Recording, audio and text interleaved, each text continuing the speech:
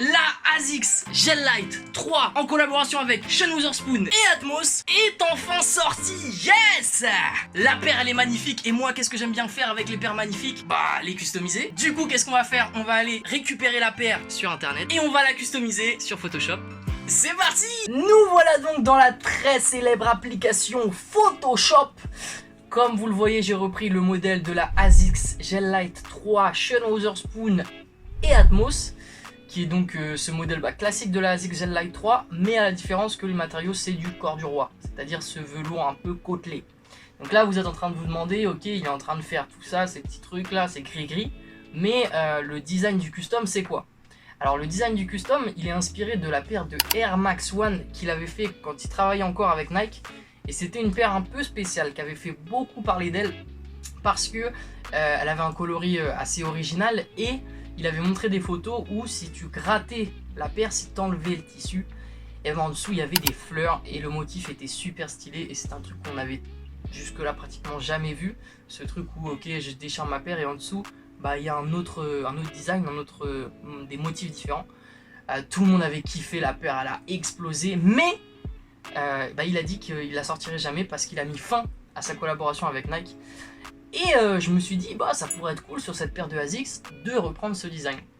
Donc là, ce qu'on voit, c'est que je suis en train de tout simplement de changer les couleurs de la paire de ASICS. Et petit à petit, je me rends compte que les couleurs que je change, c'est déjà plus ou moins les mêmes que celles de la paire de base.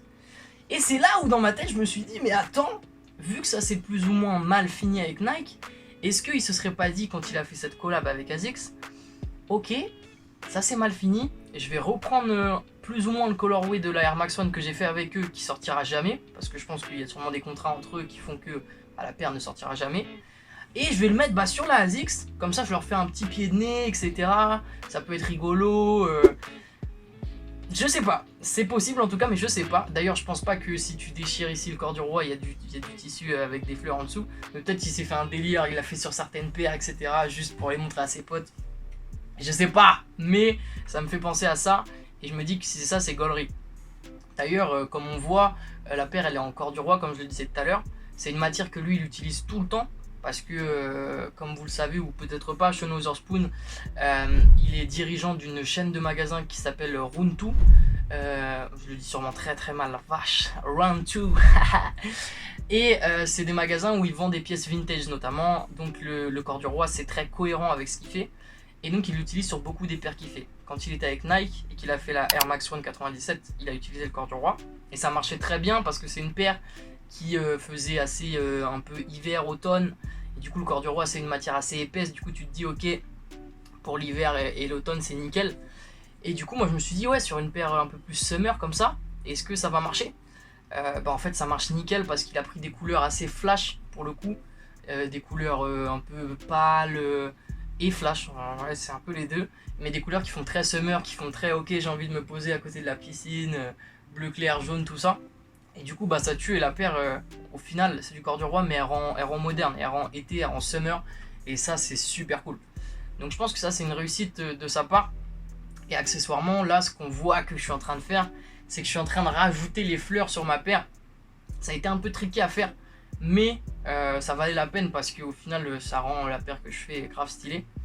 Il y a aussi un truc que je trouve marrant, c'est le fait que sur quasiment toutes ces paires il utilise ce beige un peu que je vais appeler le beige farmer, tu vois, c'est un beige qui fait un peu vintage, un peu vieux et en même temps qui marche bien parce que sur toutes les paires il le met et ça marche bien à chaque fois. Là vous voyez, ça prend la plus grande part de la paire au milieu et au final c'est stylé de ouf en fait. Donc ça je trouve ça stylé comment il utilise ce beige là sur toutes ces paires. Ce qu'on va voir après sur la chaussure, c'est que je vais venir jouer avec les détails. Donc là je suis en train de finaliser un peu mon côté fleuri. Et comme vous le savez, je suis adepte des détails. Pour ceux qui l'ont pas vu dans la vidéo où j'ai customisé la Air Max 270 Travis Scott, on avait été chercher des détails de ouf, tatouages, tout ça. Si vous l'avez pas vu, vous pouvez aller la voir, elle est dispo. Et on va voir que sur cette paire là, en fait je vais aller prendre le tag Atmos et je vais y mettre les fleurs aussi justement, mais juste dans le tag. Vous voyez là je vais venir un peu détourer tout ça pour que dans le tag on ait les fleurs et on va voir qu'en plan large ça fait cool, ça fait stylé. Et je vais faire la même chose avec le tag Gel Light derrière. Comme je le disais dans la vidéo de Travis Scott, bah si moi j'ai cette paire là, je serais grave content de voir des détails comme ça. Et de me dire ok, ils ont déchiré un peu le truc pour qu'il y ait les fleurs en dessous. Moi ça me ferait triper de ouf. Voilà, écoutez, je crois qu'on peut dire que le design il est terminé. Je vais vous laisser avec la version finale MBG. C'est parti.